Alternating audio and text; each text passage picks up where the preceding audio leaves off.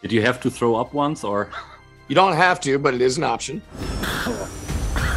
I personally did not, but I felt like I was going to, I think, every time.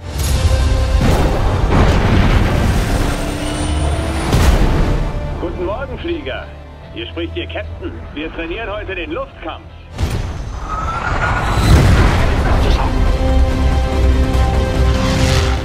You play Goose's son, who goes by the nickname Rooster and is kind of Maverick's protege in this movie. And I think it's safe to say that this is a very challenging role for an actor, because you don't just have to play a character, but you also had to do a lot of different trainings to portray a Top Gun pilot. What was the biggest challenge for you personally, and what was the biggest fun of all that? For me, the biggest challenge was the flying. We knew going into it, it was going to be an immense amount of work, but it became so difficult once we, actually got in the jets. It was something we had to train many months for to be able to withstand the G's. But then once we got in there, you become your own cinematographer, you become your own props person. It's really tough to focus on all the technical aspects of filming when you're going 480 knots, 100 feet off the ground into a canyon. So all of that stuff was really tricky. In your first scene in the movie, we learn that your character, Penny Benjamin, has a mutual history with Maverick that goes even way back before the first Top Gun movie. What can you tell us about the relationship? I thought that was a really fun idea to bring Penny Benjamin into this one. You start knowing that they've been in and out of each other's lives all of these years, and clearly she knows him really well and has a lot of affection for him, but also understands him. We kind of surmise that things haven't ended well. I love the way she navigates that when he first walks in this time, with so much humor and playfulness. I think she's a really positive kind of person who's just like wants to be happy and live a good life. I really like that about her. Captain Pete Maverick Mitchell. Ich will ganz offen sein. Sie waren nicht meine erste Wahl. Sie sind hier auf Ersuchen von Admiral Kazansky, bekannt als Iceman. Er ist wohl der Ansicht, dass Sie der Navy noch was zu bieten haben. Was das sein soll, weiß ich nicht.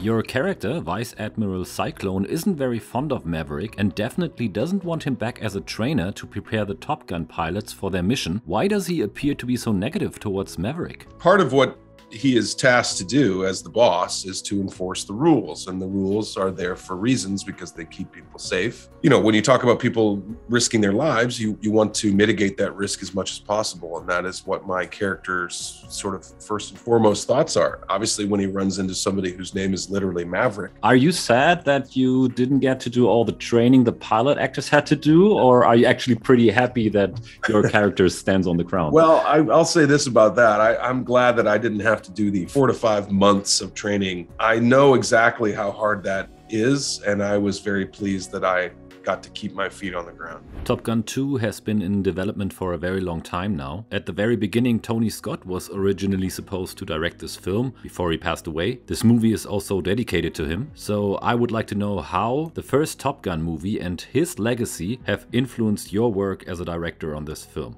Well, I saw the film in the theater when I was 12 years old. Summer movies didn't look like that before Tony. Tony came in from an art background, which is, I think, why Jerry Bruckheimer was attracted to his style, because Jerry's also very much a visually driven person. Tony created the Top Gun universe, the look, the feel, the tone, and I wanted this film to feel like we were going back into that world, but at the same time I knew I'd have to make it my own and innovate and raise the bar just as Tony did. Of course, I was especially blown away by the amazing flight sequences. What was the biggest challenge for you to pull off these particular scenes? The biggest challenge was just figuring out how to get the Navy to allow us to put 6 cameras in a military aircraft. It's a very highly engineered and very precise piece of equipment, and obviously safety is the #1 priority when you're putting actors in airplanes. It took us about 15 months to figure out from the initial idea to our first test flight how to get those cameras in there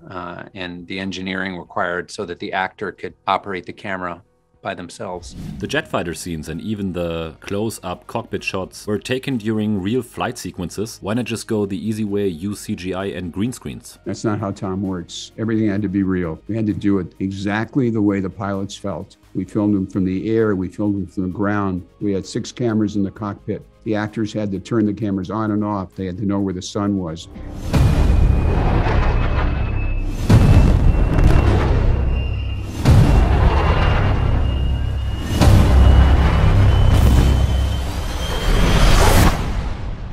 Das Ende kommt unausweichlich, Maverick. Ihre Art wird aussterben.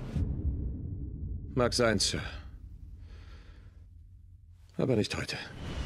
Tom Cruise, he has been one of the biggest Hollywood stars for several decades now. How was it for you to work with him? Spectacular. He is as advertised. It's all the things you've heard, you know, the hardest working guy on set, so passionate about filmmaking and telling stories. I've never met anyone like him, to be honest with you. He's constantly working. He spends so much time on every aspect of filmmaking, and his attention to detail is really unrivaled. He's always thinking and evaluating. He's always applying himself in every moment. He wants nothing more than excellence. And that's what Tom's all about. He's all about excellence. That's a great vibe to be around.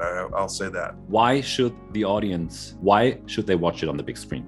You know, another thing that Tom is extraordinary at is like working on the technology to capture amazing action sequences. It's so exciting what we captured in the air. The flying sequences are extraordinary. This film was designed to be seen on the biggest screen possible with the best movie sound. And I think sound is a really important part of it. That's how we experience it. That's how we want you to experience it. It's a large scale movie. It really is a big movie. Just the cameras in the cockpit alone, I think, for an audience when they're looking at a screen that's, 30 feet, 50 feet, 60 feet high, it's just such an immersive film. We knew the movie was good, but we waited so we could get people back into theaters safely and they can have a shared experience watching something that is exciting and fun, and it's why we make movies like this. And it's great, man. It's kind of should be the return of the summer blockbuster.